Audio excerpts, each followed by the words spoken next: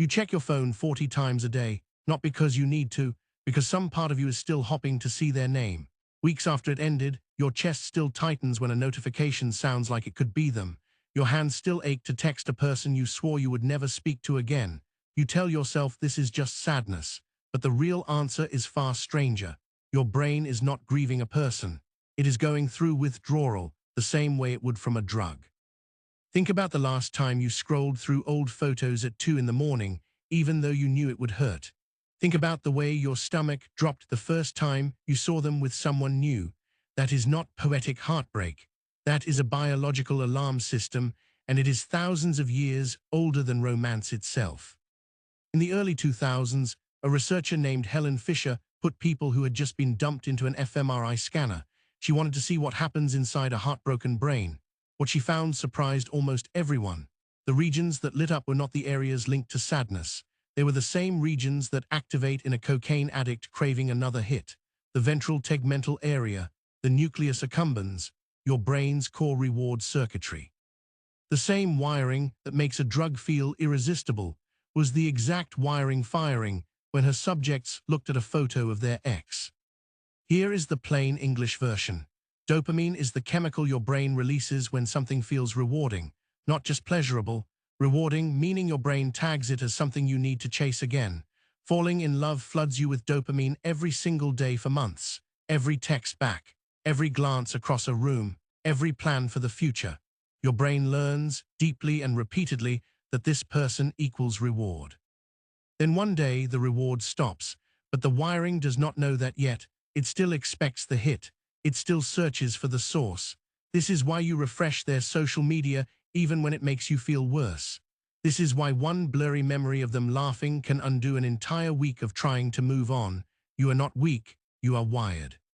Why would evolution build something so painful into you?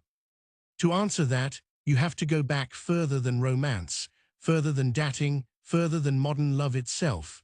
You have to go back to a time when losing your bond with another person could get you killed. For most of human history, survival depended on pair bonding, not because it was romantic, but because it was practical. Raising a human child took an enormous amount of time and energy, far more than raising the offspring of almost any other species.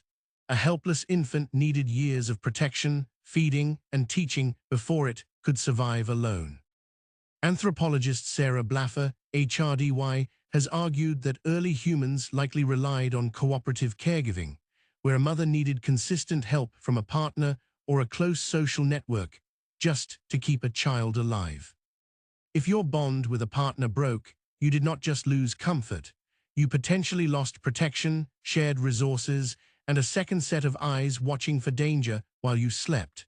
In that world, separation was not an emotional inconvenience. It was a threat to your survival and the survival of your children. So your ancestors' brains developed something clever. They attached the reward system, the same one used for food and safety, onto pair bonding itself. Being close to your partner felt like eating when you were starving. Losing them had to feel like starving too. That urgency, that desperate craving, was not a bug. It was a built-in alarm telling you to fix the bond immediately before the damage became permanent.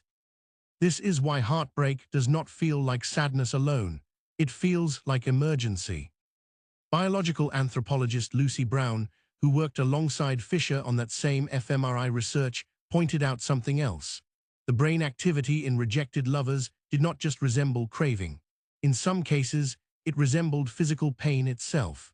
Around the same time, psychologist Naomi Eisenberger ran a separate study using a simple game where participants were digitally excluded by other players.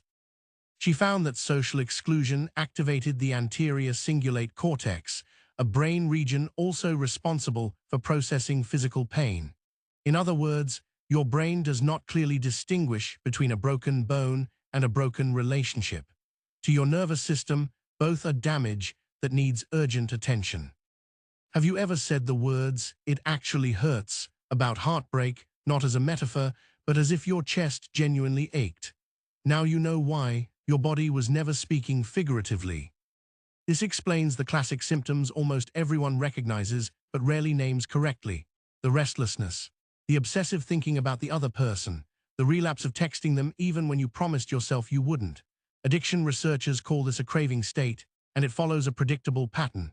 First comes protest, where the brain frantically searches for the missing reward, checking phones, replaying memories, sometimes even reaching out just to feel that dopamine spike one more time. Then comes despair, when the brain begins accepting the reward is gone, which is often when the deepest sadness sets in. Finally comes detachment, when the neural pathways slowly stop expecting the reward and the craving fades. This is strikingly similar to how researchers describe substance withdrawal. The protest phase mirrors early cravings. The despair phase mirrors the low mood addicts feel when a substance leaves their system. The detachment phase mirrors what happens when the brain finally rewires itself around a new normal. Which raises an uncomfortable question. If heartbreak really does function like withdrawal, why does modern life treat it so differently from addiction? When someone struggles to quit smoking, we understand the cravings are biological. When someone struggles to stop checking an ex's messages, we call it obsessive, or worse, we call it weak. But your ancestors were never designed to fall in love and simply walk away unaffected the next day. Their survival depended on the opposite. Bonds needed to feel irreplaceable because in a world without hospitals, without stored food, without security systems, an irreplaceable bond kept you alive. That same ancient circuitry is still installed in your brain today, even though modern breakups rarely threaten your physical survival the way losing a partner once did. This is also why time, and only time, seems to be the one reliable cure.